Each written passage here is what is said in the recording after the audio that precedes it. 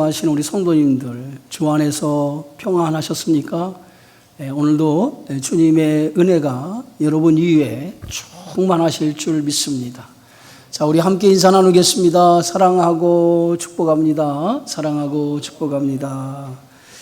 무더위가 연일 계속되고 있습니다. 36도, 37도, 또 하남시는 38도까지 이렇게 굉장히 더운 날씨가 연일 계속되고 있습니다. 또 이런 더운 날씨 속에 이번 주와 다음 주는 또 휴가 기간이죠. 많은 사람들이 휴가를 떠나는 것을 보게 되어지는데요. 어디에 있든지 간에 하나님의 자녀는 하나님의 자녀답게 사는 모습을 보여줘야 될 줄 믿습니다. 날씨가 더우면 함께 올라가는 게 있지요. 불쾌주수라고 하는 것이 올라갑니다. 이런 때일수록 마음을 잘 다스리는 것이 굉장히 중요합니다. 잠언서 16장에 보니까 노하기를 더디하는 자는 용사보다 낫고 자기의 마음을 다스리는 자는 성을 빼앗는 자보다 낫다라고 하는 말이 있어요. 마음을 잘 다스려서 정말 하나님이 기뻐하시는 믿음의 성도가 되어지기를 주의 이름으로 축원합니다. 여러분, 사도와 제자의 차이를 아십니까? 사도는 예수님으로부터 직접 가르침과 부르심을 받은 사람을 가리켜서 사도라고 합니다.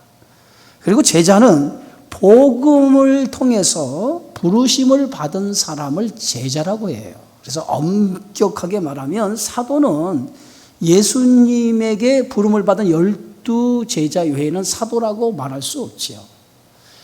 그 이후의 모든 사람들은 사도가 아니라 제자로서 복음을 통해서 제자가 된 것입니다. 사도라고 하는 말은 헬라어로 아포스톨로스라고 하는 말인데 보냄을 받은 자라고 하는 뜻을 가지고 있습니다.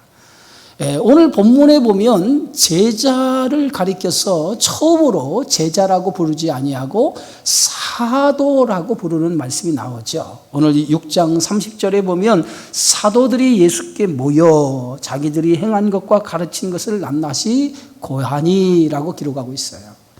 예수님으로부터 둘씩 짝을 지어서 이제 보내심을 받은 제자들이 갈릴리 지역을 두루 다니면서 이제 하나님의 나라의 복음을 전파하기 시작합니다. 그리고 거기서 하나님의 살아계신 역사를 행하게 되어지는데 더러운 귀신 들린 자들을 고치고 그리고 많은 병자들을 고치는 사역을 하게 되어지죠. 이렇게 제자들이 나가서 복음을 전파하고 많은 사역을 마치고 이제 돌아와서 예수님께 사역에 있었던 모든 일들을 낱낱이 이제 고하게 되어지죠. 예수님은 제자들이 나가서 사역하고 돌아와서 보고하는 그 모든 보고의 내용을 들으신 다음에 제자들에게 충분한 휴식을 주기 위해서 이렇게 말씀합니다. 가서 쉬어라고 말씀합니다. 어떻게 보면 제자들이 복음을 전하기 위해서 나가서 전하는 그 현장은 결코 쉽지 않은 현장이었어요. 그런 현장에 가서 복음을 전하는 제자들이 상당히 마음이 지치고 영적으로 굉장히 지쳐있는 모습이 있었을 거예요. 예수님은 그 모습을 보고 충분히 쉼을 통해서 새로운 온기를 회복하기를 원했어요. 그래서 예수님은 제자들을 배려하는 마음으로 쉼을 허락하신 것을 볼 수 있습니다. 여러분, 주의 일을 하는 사람에게는 때로는 이런 육적인 쉼도 필요하다는 거예요. 가끔 새벽 기도회를 나오는 사람들을 보면 매일같이 새벽 기도를 나오는 사람들이 대부분이에요. 그런데 가끔 우리 새벽 기도를 나오는 성도들을 보면 어떤 때는 참 힘든 가운데 지친 가운데 새벽 기도를 나오는 성도들도 있어요. 그럴 때 제가 그런 얘기합니다. 너무 힘들고 지치면 새벽 예배 나오지 말고 푹 좀 쉬십시오.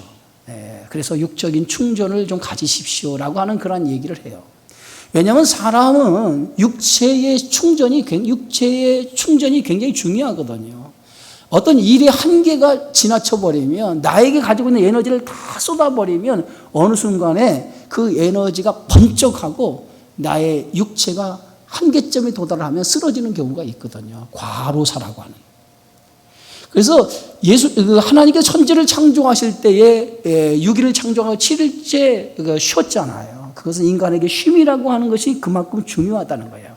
왜냐하면 그 쉼을 통해서 영적인 에너지를 보충하는 그러한 것이 중요하기 때문에 예수님께서도 제자들에게 쉼을 허락했던 것을 보게 되어집니다. 예수님도 하루 24시간이 모자랄 정도로, 심지어는 식사할 겨를이 없을 정도로 바쁜 일상을 보내고 있었어요. 그런 가운데 예수님은 자주 한적한 곳에 가셔서 기도하시고 그리고 쉼을 가졌던 것을 볼 수 있습니다. 이 쉼이 예수님이 공생애를 할 수 있었던 그러한 힘이 되어졌던 거예요. 이제 제자들과 예수님은 이제 쉼을 얻기 위해서 배를 타고 한적한 곳으로 가게 되어지죠. 그곳이 바로 벳세다라고 하는 지역입니다. 오늘 누가복음에 보면 자세하게 같은 본문이지만은 지명이 설명되어져 있어요. 벳세다. 이 벳세다는 빈들, 광야입니다. 아무것도 없는 빈들, 그 광야가 벳세다인데요. 가버나움, 지금 예수님의 제자들과 예수님이 있는 곳은 가버나움이에요. 이 가버나움에서 이 벳세다까지의 거리는 한 30km 정도 됩니다. 그런데 오늘 예수님이 탄 배가, 제자들과 탄 배가 이제 벳세다를 향하여 가게 되어지는데, 많은 사람들이 예수님이 탄 배를 알아보고 벳세다까지 걸어서 예수님을 따라가는 것을 보게 되어지죠. 그런데 오늘 여기서 예수님을 따라가는 사람들은 어떤 사람들이었느냐? 무리들이라 이렇게 성경은 표현하고 있어요. 무리들. 성경에 보면 세 종류의 사람들이 등장을 하는데, 첫 번째 종류가 뭐냐? 기득권을 가진 사람들이에요. 이 기득권을 가진 사람들은 정치 기득권, 종교 기득권을 가진 사람인데, 정치 기득권을 가진 사람은 헤롯, 또 종교 기득권을 가진 사람은 제사장과 사두개인들과 바리새인들, 이들이 그 종교의 기득권을 가진 사람이에요. 두 번째 부류는 뭐냐면 일반 평민입니다. 일반 평민, 백성이라고 얘기하죠. 그 세 번째는 무리예요. 무리들은 대부분 가난하고 소외당하는 사람들을 성경은 무리라고 표현을 했어요. 예수님을 따르는 대다수의 사람들이 어떤 사람이느냐? 기득권층이 예수님을 따르지 않았어요. 가장 그 시대에 가난하고 소외당한 사람들이 예수님을 따랐다는 거예요. 즉 예수님이 이제 벳세다로 향하여 가게 되어지는데, 그 무리들, 소외받고 가난한 무리들이 예수님을 따라가게 되어진 거예요. 예수님은 자신을 따라온 그 무리들을 보시고, 오늘 성경의 말씀 마가복음 6장 34절에 이렇게 말씀합니다. 예수께서 나오사 큰 무리를 보시고 그 목자 없는 양 같음으로 인하여 불쌍히 여기사 이에 여러 가지로 가르치시더라 라고 말씀합니다. 당시 유대 종교는요, 종교로서의 역할을 감당하지 못했어요. 정치 권력과 야합하고 자신의 종교적인 기득권을 지키는 데만 혈안이 되어 있어요. 그래서 종교가 권력과 야합하면 어떻게 된다라고 하는 것을 가장 잘 보여주는 것이 당시에 종교 기득권을 가진 자들의 모습이었어요. 그래서 저들은 자기의 종교적인 기득권을 지키는 데만 혈안이 되었기 때문에 당시 가난하고 소외된 자들을 돌보는 일을 종교가 하지 못했어요. 마치 예수님은 그런 모습을 목자 없는 양의 모습으로 보았다는 거예요.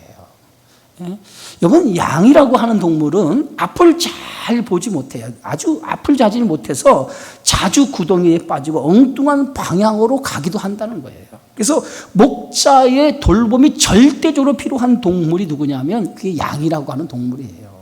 그래서 양에게 목자는 절대적이죠. 왜냐하면 양에게 좋은 꼴을 먹이고 사나운 짐승으로부터 안전하게 생명을 지켜주는 역할, 그것이 바로 목자의 역할인 겁니다. 바로 예수님은 자신에게 나온 이들의 모습을 보니까 마치 목자가 없는 양과 같은 모습이었다는 거예요. 우리가 성경에 보면 예수님은 자신을 어떻게 표현했습니까? 나는 선한 목자다라고 표현을 했어요. 요한복음 10장 11절에 보니까 나는 선한 목자라. 선한 목자는 양들을 위하여 목숨을 버리거니와 삭구는 목자가 아니요 양도 제 양이 아니라.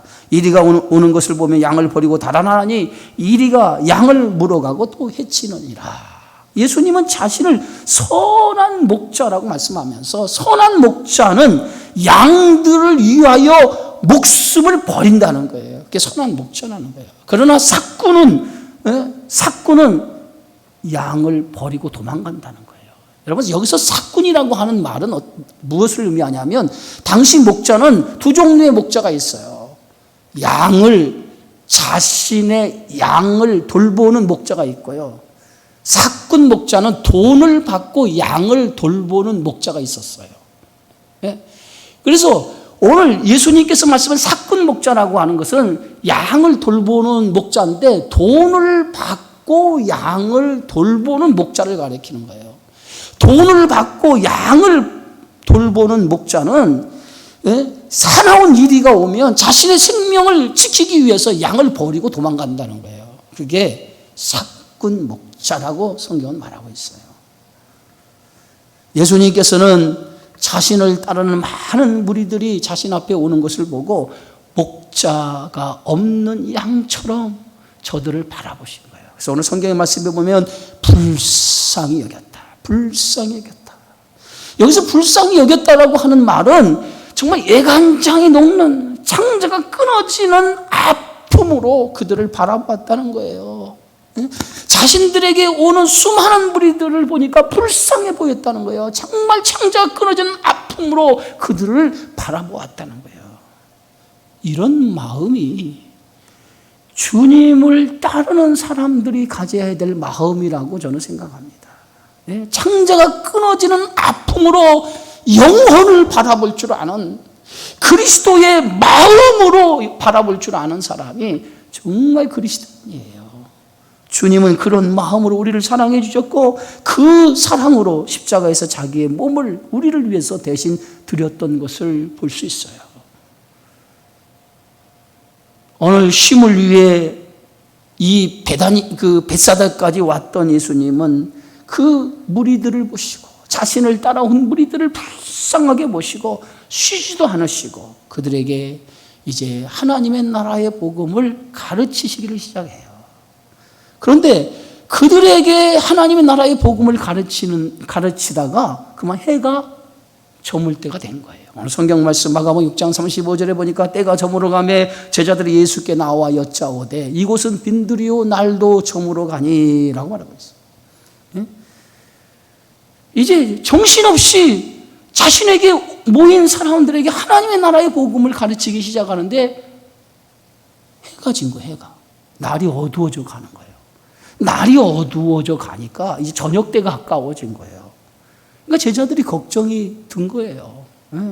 더 늦기 전에 무리를 해산해서 저녁길을 해결하는 것이 좋겠다라고 하는 생각을 제자들이 가져요. 그래서 예수님 앞에 나와서 여기는 빈들이요 날도 저물어 가니 빨리 그들을 보내라는 거예요. 오늘 성경 말씀 6장 35절에 보니까 무리를 보내어 두루 촌과 마을로 가서 무엇을 사 먹게 하소서. 빨리 그들로 마을로 들어가서 무엇을 사 먹게 하옵소서. 무엇을 먹도록 하라는 거예요. 여러분, 사람이 살아가는 데 있어서 제일 중요한 것이 먹는 문제예요. 그죠? 먹는 문제. 먹는 문제가 해결 안 되면 그것이 인간의 가장 큰 고통이라고 그래요. 그래서 이 지금 예수님을 따르는 대다수의 무리들이 뭐냐? 가난하고 소외당하는 사람들이거든요. 그들에게는 한 끼 먹을 양식조차도 없는 사람들이 대부분이었어요. 그런 배고프고 허기진 인생들에게 빨리 가서 먹을 것을 좀 먹도록 하라고 하는 것이 제자들의 생각이었어요. 그래서 예수님은 그런 제자들의 요구를 듣고 이렇게 말씀해요. 너희가 먹을 것을 주라. 37절에 보니까 너희가 먹을 것을 주라는 거예요. 제자들에게 먹을 것을 저들에게 제공해 주라는 거예요. 그것이 예수님의 말씀이에요. 여러분, 현실적으로 이것이 가능합니까? 불가능한 일이에요. 그런데 예수님은 제자들에게 먹을 것을 저들에게 제공해 주라고 말씀합니다. 왜 예수님께서 제자들에게 불가능한 말씀을 하셨을까요? 저들에게 먹을 것을 주라고 말씀하셨을까요? 여기에는 예수님이 이 땅에 오신 목적이 있었던 거예요. 여러분, 예수님이 이 땅에 오신 목적이 어디에 있습니까? 예수님은 이 땅에 생명의 양식으로 오신 거예요. 생명의 양식. 그래서 요한복음 6장 35절에 보니까 예수께서 이르시되 나는 떡이니 내게 오는 자는 결코 줄이지 아니할 터요 나를 믿는 자는 영원히 죽지 아니하리니. 예수님은 자신을 어떻게 말씀했습니까? 나는 생명의 떡이라는 거예요. 생명의 떡. 그래서 자신에게 오는 자는 결코 줄이지 아니하고 나를 믿는 자는 영원히 죽지 아니하리라. 이 일을 위해서 예수님이 오셨다는 거예요. 생명의 떡으로 오셨다는 거예요. 너희에게 먹을 것을 주라고 하는 말씀은 생명의 떡으로 오신 예수님, 그 예수님이 저들에게 먹을 것을 제공하겠다는 거예요. 어떻게 보면 너희가 먹을 것을 주라고 하는 이 말씀은 오늘날 교회와 저와 여러분에게 주신 사명이에요. 사명. 교회를 세우시고 12제자를 부르신 이유도 여기에 있어요. 생명의 양식을 제공하기 위해서 12제자를 부르시고 교회를 세우신 거예요. 교회는요, 생명의 양식을 공급하는 곳입니다. 생명의 양식을 공급하지 않으면 교회는 존재할 가치가 없는 거예요. 영혼의 양식을 제공함을 통해서 세상에 굶주리고 허덕이는, 영적으로 굶주리고 허덕이는 인생들에게 생명의 양식을 통해서 배부르게 하고 목마름을 해결해 주는 곳, 그게 교회인 거예요. 예? 지금 예수님을 찾아온 수많은 무리들이 뭡니까? 육적인 양식의 문제도 있지만은 그들에게 영혼의 주림도 있었다는 거예요. 예수님은 저들을 불쌍히 봤다라고 하는 그들이 가지고 있는 육체적 또 영적으로 가지고 있는 그 고통을 예수님이 보신 거예요. 육적으로 배고픔과 영적으로 그 목마른 모습을 가지고 있는 그들의 모습을 예수님이 보시고 그들을 불쌍히 여겨주신 거예요. 너희가 먹을 것을 주라라고 하는 말씀을 듣고 제자 중 하나가 무리를 먹이기 위해서 제자 중 하나가 예수님 앞에 이렇게 대답을 하죠. 200데나리온이 필요합니다. 200데나리온. 이 사람이 누구죠? 오늘 요한복음에 보면 제자 중 하나라고 여기는 기록되어 있는데 요한복음 정확하게 그의 이름을 기록하고 있어요. 빌립이라고 하는 제자였다라고 말합니다. 그가 예수님의 너희가 먹을 걸 주라 그러니까 오늘 6장 37절에 이렇게 말합니다. 대답하여 이르시되 너희가 먹을 것을 주라 하신 여짜오되 우리가 가서 200데나리온의 떡을 사다 먹이리까. 빌립이 나서서 200데나리온의 돈이 필요합니다. 당시 노동자의 하루 품삯이 얼마예요? 1데나리온이에요. 1데나리온. 품꾼의 비유에서 나오잖아요. 1데나리온을 주고 품꾼을 고용하는 내용이 나오지 않습니까? 하루에 노동자가 하루 종일 일하면 1데나리온을 받는 거예요. 그럼 오늘 1데나리온, 품꾼의 하루 일당이 얼마입니까? 10만 원이라고 치면 200데나리온이면 오늘날 돈으로 환산하면 얼마입니까? 2천만 원이에요. 2천만 원. 응? 노동자가 쉬는 날 없이 7달을 꼬박 일해서 벌어야 하는 돈이에요. 그런데 중요한 것은 200데나리온의 돈이 필요합니다 라고 얘기하는데 돈도 문제지만은 여기는 빈들이라는 거예요. 광야라는 거예요. 양식을 구할 수 없는 곳이라는 거예요. 이것이 더 큰 문제예요. 그러니까 한마디로 빌립의 대답은 예수님 가당치도 않는 말씀입니다. 가당치도 않는 말씀입니다. 이 많은 무기를 먹일 수 없습니다 라고 하는 불가능하다는 대답을 이렇게 한 거예요. 그런데 예수님이 그것을 모르고 제자들에게 말씀하셨을까요? 예수님이 모르고 말씀하셨냐 말이에요. 오늘 요한복음 6장에는 이렇게 기록하고 있어요. 이렇게 말씀하시면 친히 어떻게 하실지를 아시고 그랬어요. 예수님은 다 계획이 있었던 거예요. 어떻게 저들에게 먹을 것을 줄 것인가를 다 알고 계신 거예요. 그래서 예수님은 지금 어떻게 하실 것을 아시고 빌립을 시험하고자 했다는 거예요. 제자들을 시험하고자 했다는 거예요. 여러분 살면서 종종 우리의 믿음이 요구될 때가 있어요. 그때 어떤 믿음을 보이는가가 굉장히 중요합니다. 아브라함에게 100세에 얻은 아들을 하나님께서 하나님 지시하는 산으로 데리고 가서 그를 번제로 드리라고 그랬어요. 그때 아브라함은 그 귀하게 얻은 아들을 하나님의 말씀에 그대로 순종을 해요. 그래서 하나님이 지시하는 산으로 데리고 가서 그를 번제로 드리려고 하잖아요.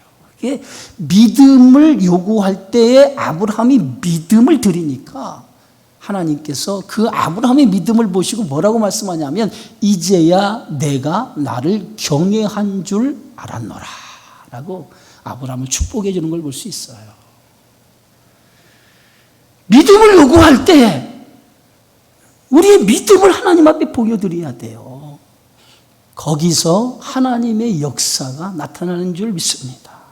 열왕기 4장에 보면 선지자 생도의 아내가 있었어요. 근데 그 선지자 생도가 죽었어요. 죽으니까 살아갈 길이 막막하잖아요. 그러니까 살아갈 길이 막막하니까 빚을 진 거예요. 살기 위해서 빚을 진 거예요. 그런데 빚을 갚을 수 있는 능력이 없어요. 그러니까 체주가 와서 두 아들을 종으로 삼겠다고 데리고 가려고 한 거예요. 이것을 보고 이 선지자 생도의 아내가 엘리사를 찾아가요. 엘리사 선지자를 찾아가요. 찾아가서 자초지종 얘기를 다 합니다. 그랬더니 그 엘리사 선지자가 뭐라고 얘기냐면 내가 너를 위해서 어떻게 해주면 좋으냐라고 물어요. 내가 너를 위해서 어떻게 해주면 좋으냐. 그랬더니 그리고 나서 선지자가 뭐라고 얘기하냐면 내 집에 가지고 있는 것이 무엇이냐라고 물어요. 내 집에 있는 것이 무엇이냐라고 물어요. 그랬더니 이 생도의 아내가 우리 집에는 가진 것이 하나도 없습니다. 기름 한 병 외에는 아무것도 없습니다. 얼마나 찢어지게 가난하면 기름 한 병이 전 재산이라는 거예요. 그거밖에 없다는 거예요. 그 말을 들었던 엘리사 선지자가 그 생도의 아내에게 이렇게 하면 너는 나가서 그릇을 빌어오라. 이웃에게 나가서 그릇을 빌어오라는 거예요. 그런데 조금 빌지 말고 있는 대로 그릇을 빌려오라. 성경에 말해서 있는 대로 빌려오라는 말은 없어요. 그냥 조금 빌지 말고 그래서 조금 빌지 말고. 그래서 이 선지자 생도의 아내가 그 엘리사 선지자가 말한 대로 나가서 이웃에게 그릇을 빌려왔어요. 그릇을 빌려오니까 엘리사 선지자가 그 생도의 아내가 이렇게 말합니다. 가서 집에 들어가서 문을 닫고 내가 가지고 있는 한 병의 기름을 가지고 빌려온 그릇에 기름을 쏟아 부어라 라고 얘기합니다. 그래서 두 아들과 함께 집에 들어가 문을 닫고 한 병의 기름을 가지고 빌려온 그릇에 기름을 붓기 시작을 해요. 그런데 빌려온 그릇에 기름이 다 차는 순간 기름이 딱 하고 끝쳤어요. 여러분, 이 말씀에 가만히 보면 지금 엘리사 선지자가 그냥 도와줄 수 있어요. 근데 왜 엘리사 선지자가 그냥 도와주지 아니하고 그릇을 빌려오라. 그것도 조금 빌지 말고 라고 하는 단서를 붙이면서 말씀했어요. 그것은 무엇을 의미합니까? 이 선지자 생도의 믿음을 보겠다는 거예요. 믿음을 보겠다는 거예요. 그 믿음을 보고 역사하겠다는 거예요. 그래서 선지자 생도가 나가서 그릇을 빌어오는데 조금 빌어오든지 많이 빌어오든지 그 그릇을 빌려오는 것은 누구의 그릇이야? 그 선지자 생도의 그릇에 딸린 거예요. 그 여인이 나가서 있는 대로 그릇을 다 빌려온 거예요. 빌려와서 한 병의 기름을 가지고 쏟아 부으니까 그 쏟아붓고 그릇을 빌려온 그릇마다 기름이 다 차니까 기름이 그쳐버린 거예요. 그리고 그것을 통해서 빚을 갚고 두 아들과 살아가는 그러한 복을 얻게 되어진 거죠. 그의 믿음대로 된 거예요. 네? 여러분, 주님이 제자들에게 요구하는 것이 뭐냐면 믿음이에요. 믿음을 보시기 원하셨다는 거예요. 제자들은 지금까지 많은 예수님을 따라다니면서 많은 예수님이 행하시는 기적을 보았습니다. 예수님이 행하시는 많은 이적을 보았어요. 병자를 고치고 귀신을 물리치고 풍랑을 잔잔케 하시는 예수님의 위대하신 능력을 저들은 직접 보고 경험을 했어요. 그런 제자들에게 예수님은 믿음을 보기 원하신 거예요. 그러면서 예수님이 제자들에게 묻지요. 너희에게 떡 몇 개나 있느냐?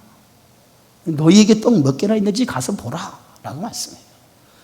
제자들이 예수님의 말씀을 듣고 이제 떡을 찾아 나서기 시작합니다. 근데 여러분 보세요. 그 빈들이요, 사람들이 뭐 떡을 가지고 양식을 가지고 온 사람이 있겠어요? 네? 대부분 가난한 사람들이 대부분이었는데 그들의 양식이 있을 리가 만무하지요. 근데 마침 오늘 요한복음에 보면 어린 아이가 보리떡 5개, 물고기 2마리를 제자들에게 줬다라고 기록하고 있어요. 응? 가난한 사람들이 대부분인데 마침 어린 아이가 보리떡 5개, 물고기 2마리를 가지고 있었던 거예요. 이 보리떡은요, 당시 아주 가난한 사람들이 먹는 양식이에요. 먹는 양식의 종류도 여러 가지 있잖아요. 그런데 이 보리떡은 당시 가장 가난한 사람들이 먹는 양식이 보리떡인데, 어머니가 이 어린아이에게 아마 도시락을 싸준 것 같아요. 보리떡 5개, 물고기 2마리. 어린아이가 먹을 수 있는 양식을 준 거예요. 싸준 거예요. 근데 제자들이 떡을 구하니까 이 어린아이가 자신이 가지고 있는 이 보리떡 5개, 물고기 2마리 선뜻 그 제자들에게 내어줬어요. 응? 여러분, 기적은 어디서 일어났냐면 어린 아이의 작은 헌신에서부터 기적이 일어난 거예요. 예? 어린 아이의 작은 헌신이 없었다면 오병이어의 기적은 일어나지 않아요. 하나님의 역사는 언제나 헌신하는 사람을 통해서 기적이 일어나게 되어 있어요. 응? 인도의 캘커타 가난한 동네에서 세상을 떠난 마더 테레사 수녀, 여러분 잘 아시죠? 이 사람은 믿음의 사람이었어요. 빈손으로 병원과 보육원을 세웠고요, 빈손으로 가난한 사람들을, 수많은 가난한 사람들을 먹여 살리는 일을 했어요. 어느 날 그가 그 캘커타에, 인도의 캘커타에 큰 보육원을 짓겠다라고 발표를 했어요. 그때 기자들이 막 몰려와서 이 테레사 수녀에게 물었습니다.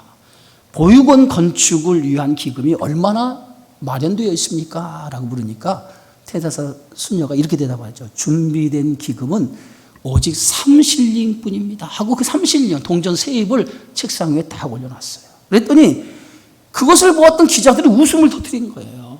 예? 그때 테레사 소녀가 진지한 표정으로 이렇게 말합니다. 여러분의 웃음의 뜻을 내가 이해할 수 있습니다. 사실 이 3실링 동전 세입을 가지고는 아무 일도 할 수 없습니다. 그러나 3실링이 하나님의 손에 붙들릴 때는 불가능한 일이 없습니다. 예? 저는 이 돈이 반드시 하나님의 의지대로 쓰일 것을 굳게 믿습니다. 그랬더니 그 테레사 수녀가 말한 그 말에 결연한 의지가 섞여 있는 것을 보고 기자들이 더 이상 웃을 수가 없었어요. 그런데 테레사 수녀가 얘기한 것처럼 이 3실령 동전 세입이 놀라운 역사를 일으켰어요. 사랑을 실천하는 씨앗이 되어서 1년이 가고 2년이 가고 마침내 사람들의 손길에 의해서 그 캘커타의 큰 보육원을 완공할 수 있어서 그 보육원을 통해 수많은 고아들을 보살필 수 있게 되어진 거예요. 보리떡 5개, 물고기 2마리 아무것도 아닌 것 같죠. 그러나 이 어린아이가 믿음의 씨앗을 드린 거예요. 믿음의 씨앗을 드린 거예요. 그 믿음의 씨앗이 5,000명이 먹고 남는 놀라운 역사를 일으키는 원동력이 된 거예요.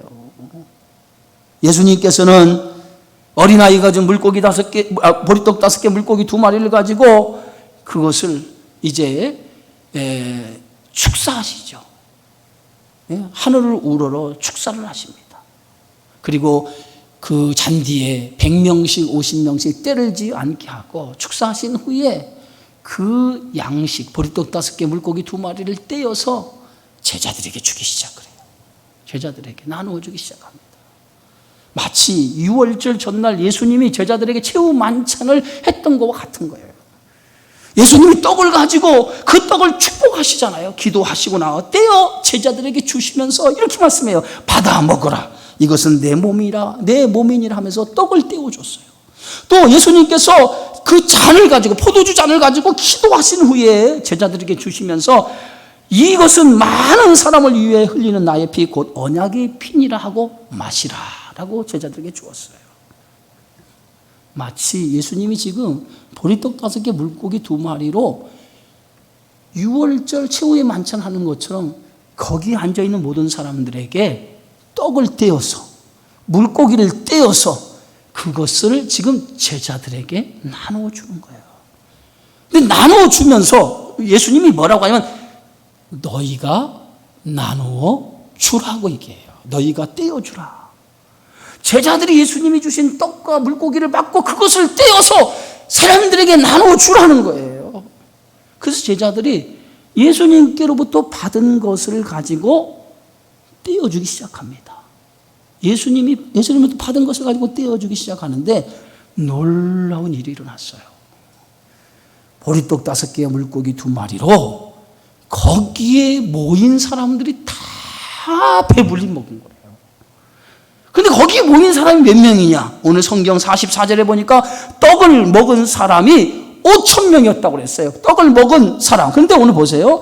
떡을 먹은 남자는 5,000명이었더라.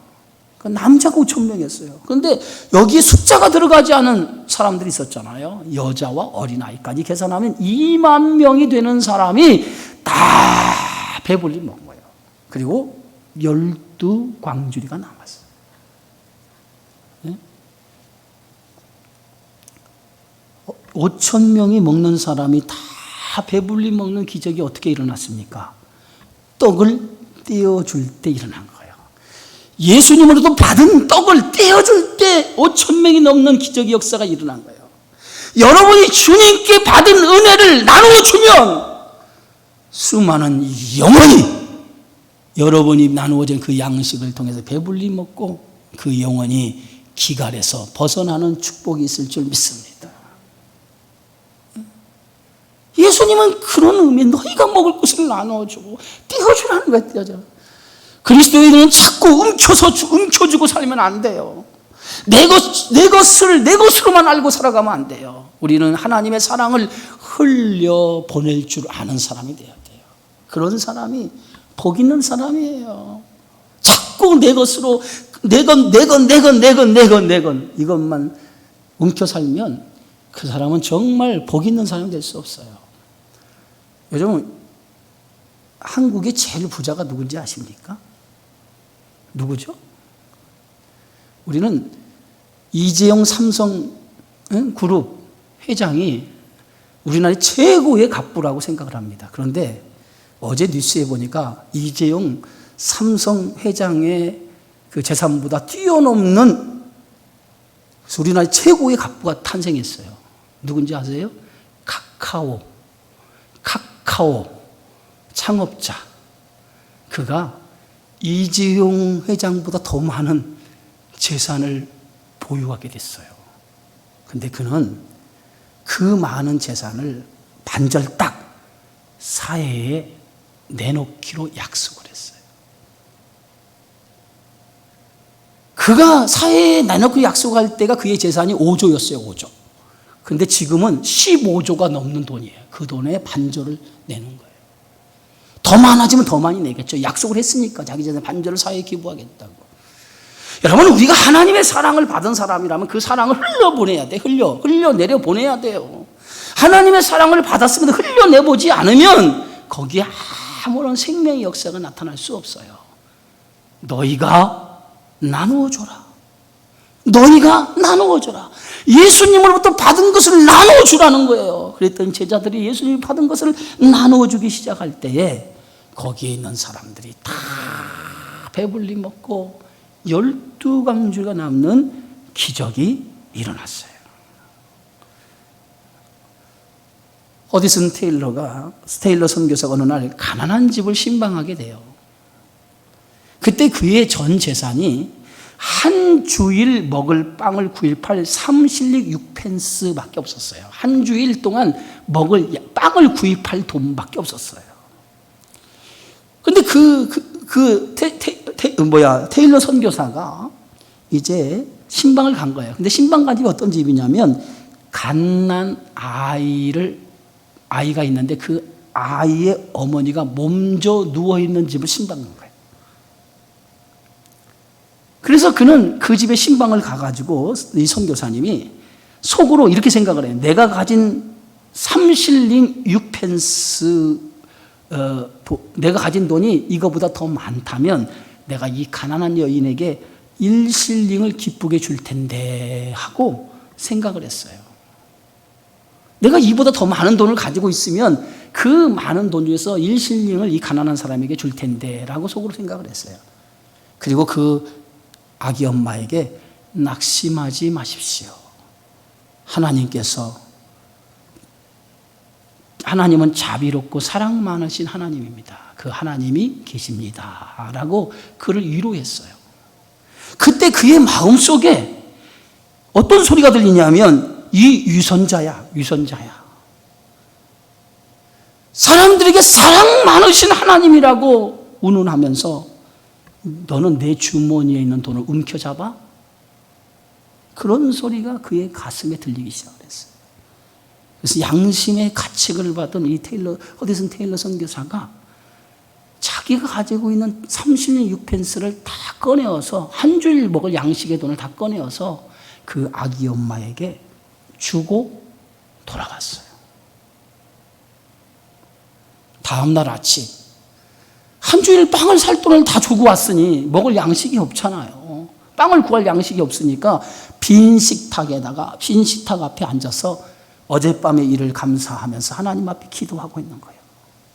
근데 갑자기 문 밖에서 문을 똑똑 두드리는 소리가 나서 나가보니까 우편물이 하나 배송이 왔어요. 우편물이 하나 배송이 되었는데 그 우편물을 딱 뜯어보니 거기에 금화, 10실링짜리 금화가 그 안에 딱 들어있는 거예요. 그는 그때 하나님의 말씀이 떠올랐어요. 잠언 19장 17절입니다. 가난한 자를 불쌍히 여기는 것이 여호와께 꾸이는 것이니 그 선행을 갚아주시리라. 너희가 먹을 것을 나누어 주라. 이것이 오늘 교회에게 주신 사명이에요. 떼어 나누어 주라는 거예요. 주님으로부터 받은 것을 떼어서 나누어 주라는 거예요. 나누어 줄 때 5,000명이 먹고 배불리 먹고 12관계 남는 것처럼 여러분이 그리스도께 받은 이 사랑, 이 은혜를 나누어 주기 시작할 때 놀라운 일이 일어날 줄 믿습니다. 이러한 믿음의 삶이 저와 여러분의 삶 속에 일어나기를 주님의 이름으로 축원합니다. 기도하겠습니다. 주의 은혜 고맙습니다. 오병이어의 기적은 주님으로부터 받은 것을 떼어서 나누어 줄 때에 5,000명이 먹고도 배불리 먹고도 12강주리가 남는 놀라운 역사가 일어났습니다. 오늘 우리들에게 주신 사명은 너희가 먹을 것을 나누어 주라고 하신 주의 말씀처럼 받은 은혜를 세상에 나누어 주는 일이 우리들에게 주신 사명인 줄 믿사오니 오늘 모든 성도들이 이 귀한 사명을 깨달아 내가 가진 것 움켜주지 아니하고 이것을 흘려내려 보내 그리스도의 사랑을 실천하는 믿음의 종들이 되어지게 하여 주시옵소서. 예수님의 이름으로 기도하옵나이다. 아멘.